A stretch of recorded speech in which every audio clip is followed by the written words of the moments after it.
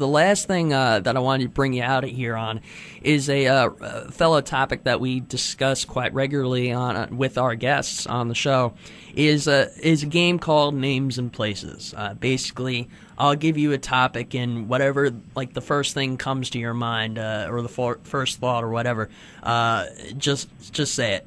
So I'm gonna begin and say the number one topic first off. Robbie Brookside. Robbie Brookside, like I said, I mentioned him already. He's a guy that everybody has a ton of respect for. You want to talk to Brian Danielson, he's a guy that, loves Robbie to death. William Regal as well, you'll never hear a bad word out of his mouth against him. He's a guy that, basically, at the end of the TV era in England, Robbie Brookside was a guy who was starting out and learning the trade and busting his ass and getting his ass whipped, but always coming back, and he's sort of like the last, one of the last connections to that time period. And I guess he's just a fantastic guy outside of the ring as well as in. I can't speak highly enough about him. But again, if I did, he'd probably kick my ass. All right, number 2, Les Thatcher. Again, another guy I have a ton of respect for. I think coming into the wrestling business when you're in awe of everybody that is a wrestler or is associated with being a wrestler. Les is a guy that immediately commands that respect just because of his passion and his professionalism for the business. And if you ever get a chance to meet him, to sit down and talk with him, he just has this gift and this ability to just, I can't really explain it. It's an artistry to a certain extent, how he loves wrestling. He's very passionate about it as well, and sometimes those passions go to extreme, and, being a red-blooded Irishman that he is, he can get angry on time, but like I said, that's born of passion, and, it was always a fantastic experience for me to be able to start out with someone of that ilk, to hear about the dues that he paid starting out and the things that he saw, and hope that one day, he'd be able to watch me wrestle and say that he was proud. All right, well, going from an Irishman to a Canadian, topic 3, Bret Hart. I mean, you don't get much bigger than Bret Hart in the wrestling business. I mean, that's the truth. He really is an absolute legend, of course, not only just because of the Montreal screw job situation, and that was really, I think, defined in the Wikipedia of the world, so to speak. Exactly. But he was a guy that just, again, loved wrestling. He struggled and he busted his ass. And I think a lot of times when people are in the business, and they're kind of stuck and there's a glass ceiling, or they feel like they're not being used to the greatest of their abilities or whatever else, you can always look at Bret Hart and various other guys in the business. And his dad was a promoter, and obviously that got him in some places, but by the same token, he still had a lot of things to battle against, and he was a great success in the wrestling business. And so as that, he's always been a great inspiration, I think, to everybody. I don't know, there's many people who are in the wrestling business today that wouldn't, be inspired by who he was or who he is today. Mm-hmm. All right, well, topic number 4, the owner of Ring of Honor, Kerry Silkin. Kerry's a fantastic guy. I mean, of course I'm going to say that. He's a guy that signs me checks. But outside of that, he's a guy who's just seen so much of the world, and that's a side of him that I think a lot of people don't realise as well. He's been in and around the music industry and various forms of the celebrity industry, and he's got great stories about watching old WWF at the Garden, back in the day and stuff like that. And aside from all that, personally, professionally, if it wasn't for Kerry, then there wouldn't be a Ring of Honor. Simply as that. There were times where I'm sure he felt like quitting and saying, screw this, and I don't need to be losing money, etc., etc., etc. But he was passionate about it, and that's the one thing. He really believes in Ring of Honor, and he believes in the product. And there's times, like I said, where he might lose some money on occasion or whatever else, but first and foremost, he loves Ring of Honor, and to a certain extent, we all love him for it. Yeah. And topic number 5, a man that's decided to pick a bone of you recently, Jerry Lynn. Good old Jerry. Jerry gets upset a lot.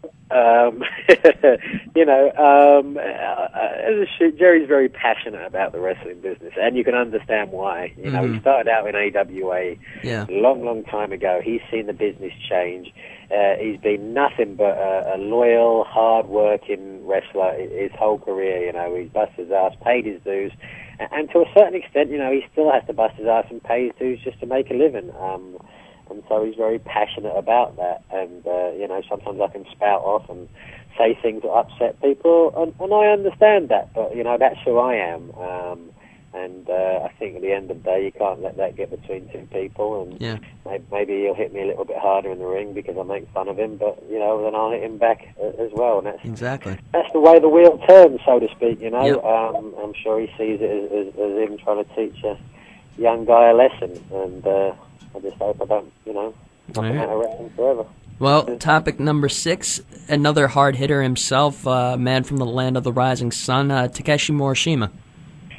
I can honestly say of all the guys I've ever wrestled, you know, Morishima, I'm not sure if he hits harder, but the matches with Morishima were physically more demanding than any other. You know, Joe hit you real hard, and you know, some of those matches really took it out of me, don't get me wrong, but, you know, when I look back in many years from now and I see what really contributed to my physical breakdown, as I said before, I would probably say that the matches with Morishima, and that's as much my own fault as it is his, you know what I mean? I like to hit people hard as well, and you know, when you hit a guy who's that big, that hard, well, you know, he's not going to take it, he's going to hit you back, and that's the bottom line, you know. And for a guy that size, to be that agile and be able to move the way that he can move, he's a very gifted, talented athlete, and I hope he goes on to great things there in Noah, you know, and continues to solidify his place in that company. All right, topic number 7, TNA.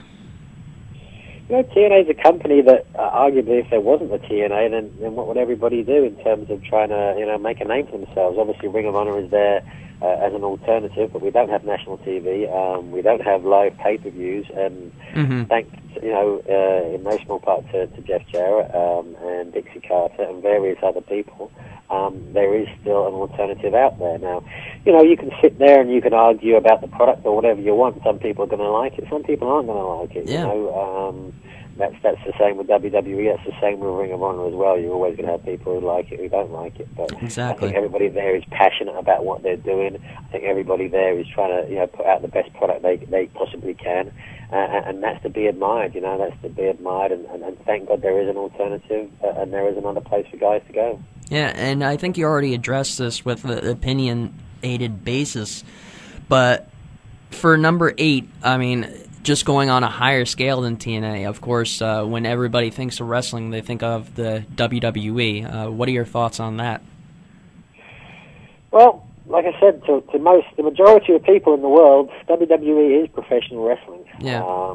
They're one and the same. You ask 100 WWE fans if there's any wrestling outside of WWE, and I'd say a good proportion would have no idea whatsoever, you know, and obviously we're trying to work on that. TNA is trying to work on that on the TV scale, and, you know, Ring of Honor, obviously, we're in the movie, and, you know, we're trying to get our finger in a few pies to try and do that as well. But WWE is the granddaddy of them all, you know. They've got WrestleMania, and I think everyone would be a liar if they didn't say that when they grew up loving, you know, WWE. Exactly. Or WWF as it was at the time, you know.